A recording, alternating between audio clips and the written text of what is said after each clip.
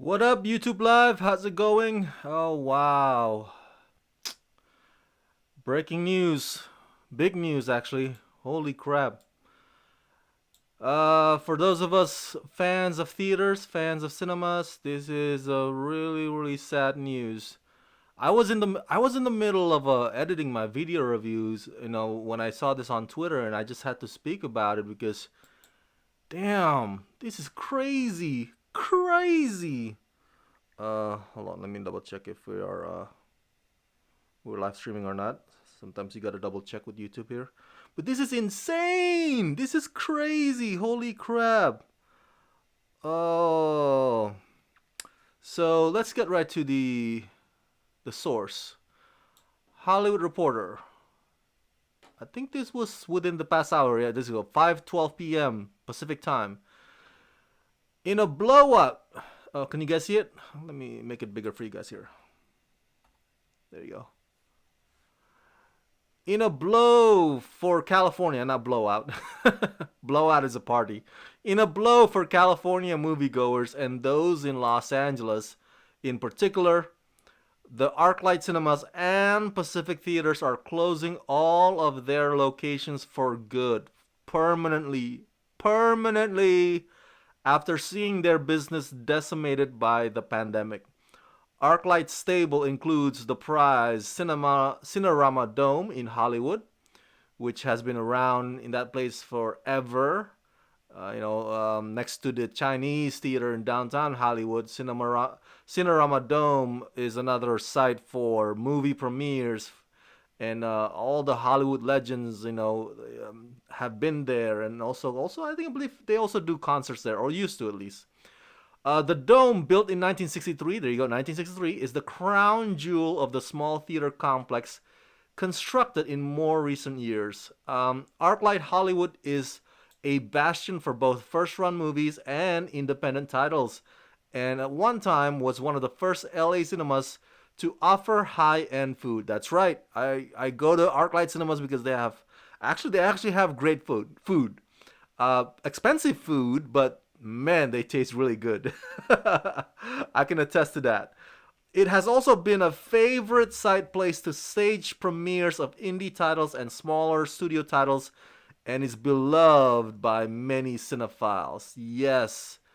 Um, the news of Arclight's demise promoted a litany of tributes from filmmakers on Twitter. Moonlight director Barry Jenkins succinctly summed up the prevailing mood about the closure with one word: expletive. John M. Chu wrote, "What sad news. I love this theater, and I had my first premiere for my first movie, Step Up to the Streets, there. I snuck out of the movie early so I could cut a piece of the red carpet out and keep it. It sits on my desk. Man, this is hard to read." Um, Gina Prince Bythewood, the director of the Old Guard movie on Netflix, she said, "This is so painful. The Arclight is my go-to. Clean, great sound, assigned stadium seating, great popcorn. Yes, Usher movie introductions, a true movie-going experience." Arclight locations in Hollywood and elsewhere, including Sherman Oaks, are operated by Pacific Theaters. The Pacific side of the aisle includes such popular locations as the Grove in West Hollywood. Oh my God, the Grove is gone. The Pacific Theaters in Grove. This is horrible. I tweeted out, holy F, this is awful. Um, Pacific Theater statement says, "This was not the outcome anyone wanted, but despite a huge effort that exhausted all potential options, the company does not have a viable way forward," said a statement issued by Pacific Theaters. No Arclight or Pacific location has reopened since the pandemic began, which is last year, mid theater. On Monday afternoon, word quickly spread across Hollywood that they will remain dark for good. It wasn't immediately clear who the pool of potential buyers might include for the more high profile locations should they be up for sale, real estate wise, such as the Arclight Hollywood complex. Oh, dude, this is so awful. You know what? I really thought that streaming services would be the ones to kill theaters or theater business, but nah, turns out it's pandemic. It's like, this is crazy. You know what I'm saying? I think there were even like a way for, or at least there were talks about a way for, hey, we're gonna have the movie open in theater, and then we'll have a few windows in a few months, and then it'll go to streaming service. There were talks about that kind of deal being made, but I my point is that streaming service was not gonna kill theaters, but it's who would have thunk it? It's the pandemic that killed theaters. That song "Video Killed the Radio Star." The freaking pandemic killed the theaters. So unbelievable. Oh, somebody just texted me. Let me look here.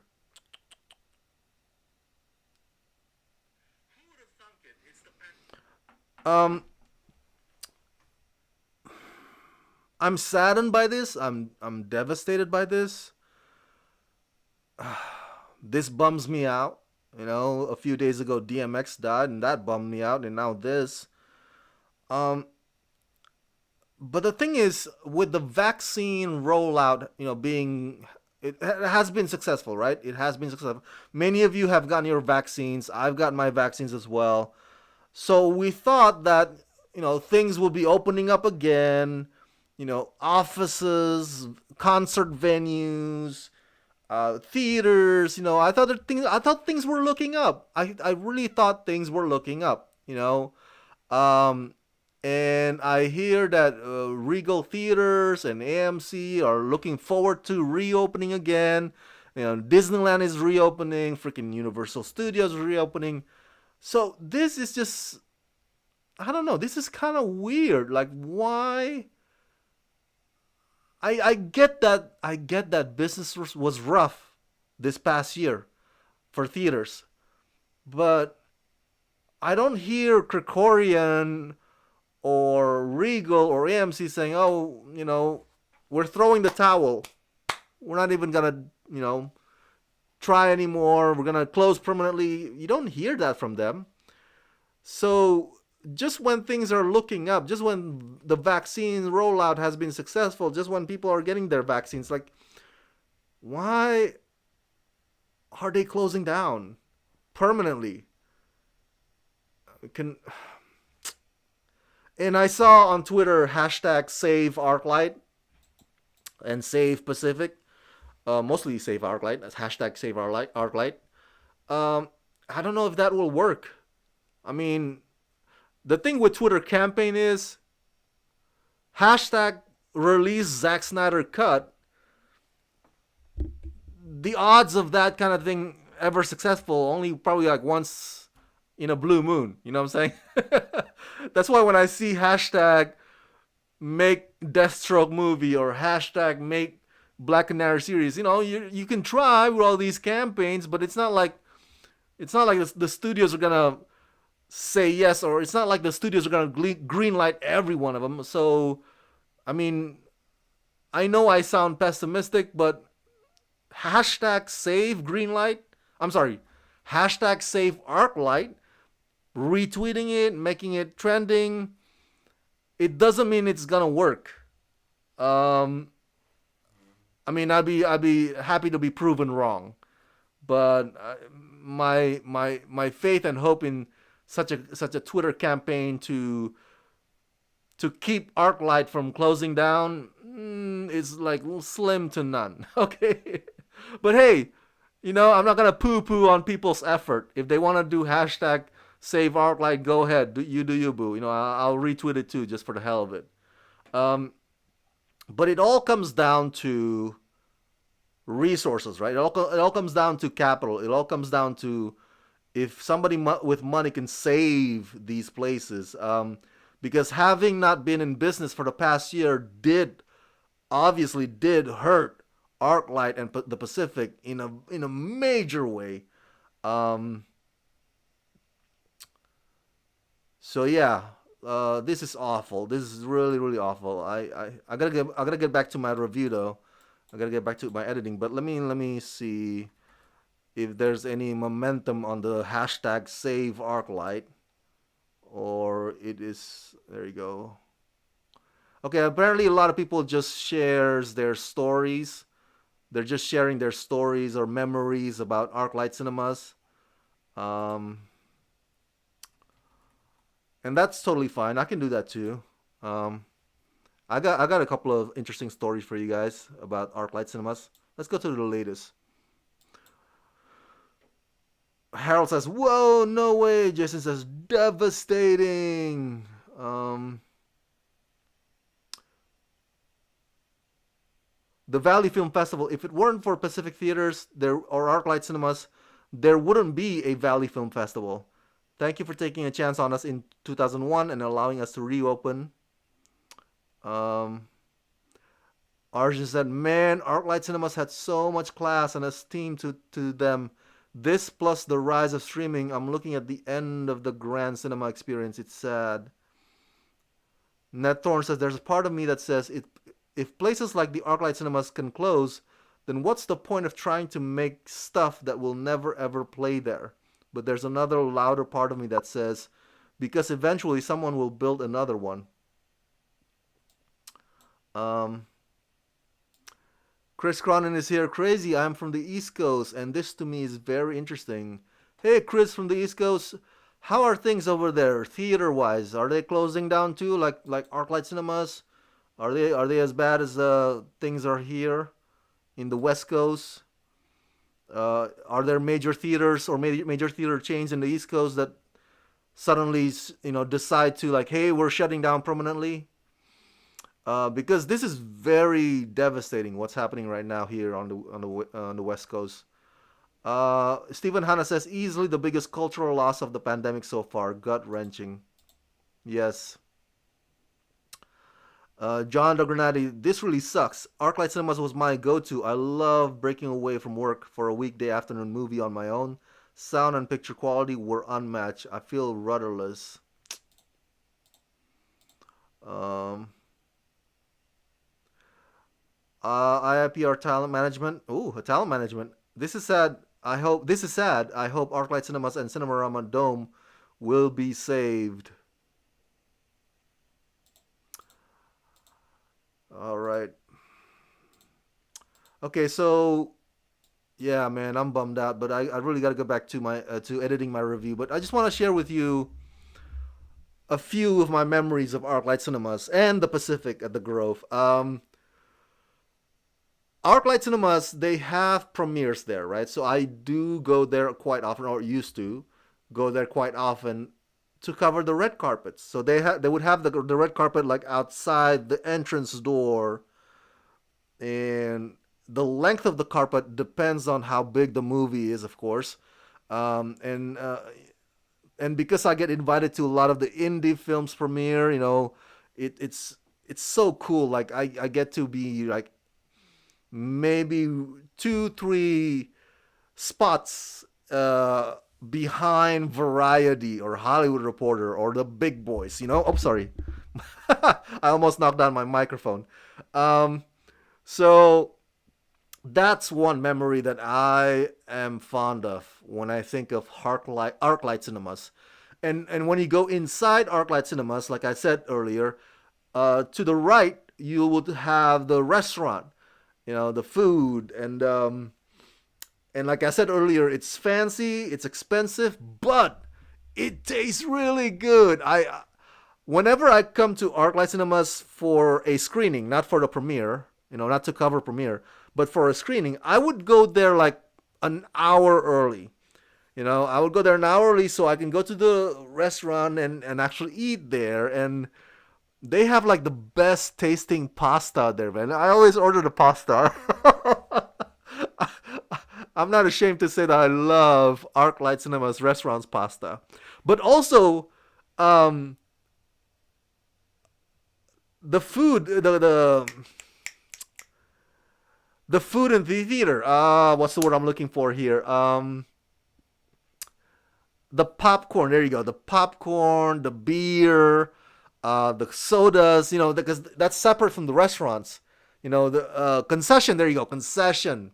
The concession food is also amazing. The hot dog taste is really good too. And I don't say that about every theater. I kid you not, and I'm not exaggerating.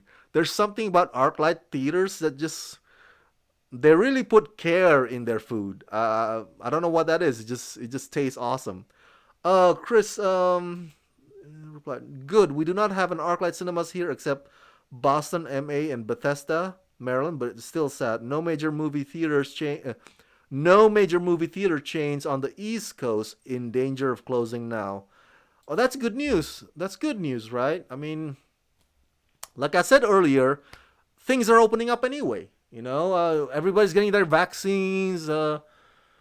Things are looking up. Offices and venues are opening up and restaurants. So it just baffles me why ArcLight and the Pacific theaters chose to do this. I mean, it's not too baffling. Obviously, it comes down to money and resources and capital, and apparently they couldn't get back up from the devastating loss of business this past year. Whereas it seems that Regal or AMC theaters and Krikorian, um, somehow they managed to. Um, so that's a mystery that hasn't been revealed yet in the news. Looking forward to that though.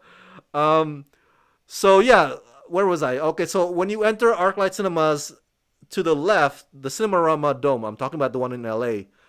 They have this huge, like montage. What's a huge screen montage? Let's just call it screen montage of movies, just like all kinds of movies. In this collection of giant wall of movie posters, and it's just like so. It looks so cool. And when you go up the stairs or downstairs, there would be like artsy fartsy paintings on the wall of your favorite celebrities. I remember one of them had Kevin Spacey for the longest time, but then 2017 happened, and then they took down a Kevin Spacey painting. Understandably so. Um, so yeah, that's a bit of the architecture of Cinemarama Dome. Cinemarama Dome. I can't say it right. Let's say it good. Let's get that right.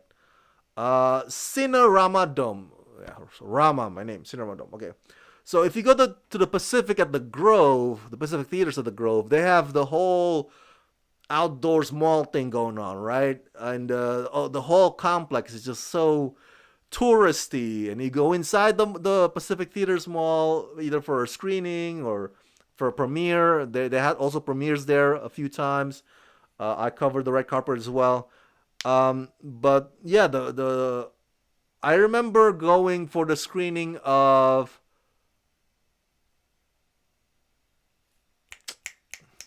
ah Bohemian Rhapsody. Yeah, my memory is slowing down lately. Bohemian Rhapsody was at the Pacific Grove, and I took my uncle with me because my uncle was my uncle still is the biggest Queen fan ever, the biggest Freddie Mercury fan, and he was just up in seventh heaven, man. He was like, "Oh, thank you, nephew, thank you for taking," because basically he got to see the movie 2 weeks early, earlier, before it went to theaters. So he was just like as soon as we came back from Bohemian Rhapsody screening, he was just Facebooking and tweeting everybody, all his friends, like, "Oh my God, I got to see the movie already," and just bragging about it. Oh man, it just lights up, his face. So I love it. I love doing that to my family members. When they're fans of somebody and they're like, "Hey, you want to go to the screening of this movie that has your favorite celebrity in it?" So and they always like, "Oh," they go fangirling. I love it. Um, uh, what else did I see at the Pacific Grove? I believe Wonder Woman, the first one, Wonder Woman, yeah, 2017. Um, ArcLight Cinemas also covers, or not covers, also hosts, or hosted, I should say. Damn, now I'm talking about ArcLight Cinemas in past tense. I can't believe I'm talking about it in past tense. This is crazy. So it hosted some of the premieres for LA Film Festival movies back when LA Film Festival existed. Now it defunct. Now it's not, It's no more now. There's no LA Film Festival. But I remember going for this movie with Alexandra Daddario, the girl from Baywatch, and she's like so beautiful, walking the carpet, and we were in that big Cinerama Dome, and we stayed for the Q&A. And I remember also 2008, 2009, 2008, Harold and Kumar 2, Harold and Kumar 2, I believe, yes. I went to the premiere there as a fan. Back in 2008, I was not in the business yet. I started to be in the business of Hollywood in 2010 with Tron Legacy. So prior to that, I was just a huge movie fan. I would go to Arclight like as a fan, right? Not as press, not as critic. I would go one. I would I would apply, if you will, apply for one of those websites. Hey, if you want to watch the movie early and stuff like that.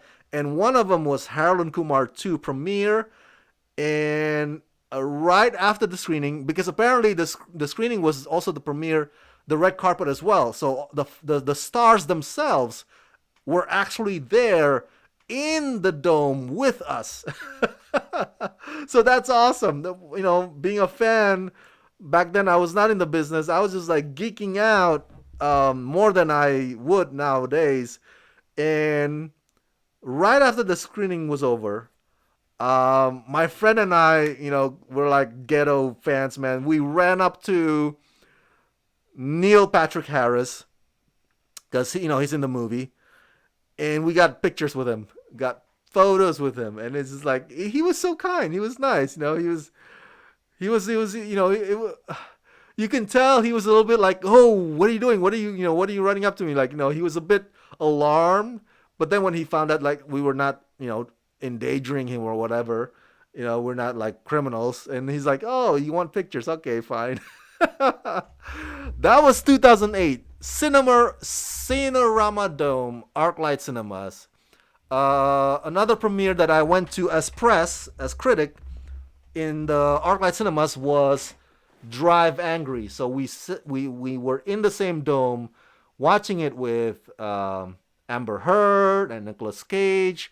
And so there were plenty of those kinds of experiences throughout this past decade, since I became press or critic in 2010. And so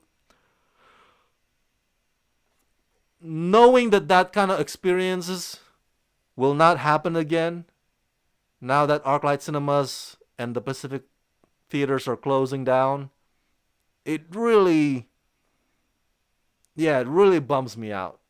When you have all these memories, like, oh, so fun, so cool. What? We're not going to get to do that again? We're not going to get to actually do that again? It's a combination of devastated and just pissed off, man. I hope somebody could save Arclight Cinemas. I'm not optimistic at this point. I understand the hashtag Save Arclight is trending right now. But what are the odds of that, ever gonna really be realized anyway? The only campaign that actually happened was Zack Snyder released the Zack Snyder cut. But even that took like what? That took about 3 years, right, for that to actually happen, right? It's not like it's not like instantly, Zack Snyder's like, okay, I hear you, we're gonna do it. It took a while. So, yeah, dude. You know what? You know what I want to do? Now that this news is already out there with ArcLight and the Pacific closing down, I'm gonna visit. I'm gonna go to that. I'm gonna go to both places, the Pacific Grove and ArcLight Cinerama Dome. Maybe in a couple of weeks when I also go to Disneyland for their reopening. I'm gonna stop by, reminisce, maybe take photos, and just gonna take it all in. I'm just gonna take it all in, just the memories and the fact that I'm not gonna be able to enjoy those places anymore. And maybe that'll be my way of closure. My personal closure with ArcLight and the Pacific. So I might do that when I'll on my way to Disneyland on April 30. So, but yeah, sad news. Do you have memories or experiences from the past? Any fond memories about ArcLight cinemas or the Pacific theaters that you want to share? Share them in the comment section below. Share those stories. Um, do you have thoughts about it at all? Share them in the comment section below. And as always, subscribe. Let's rock this.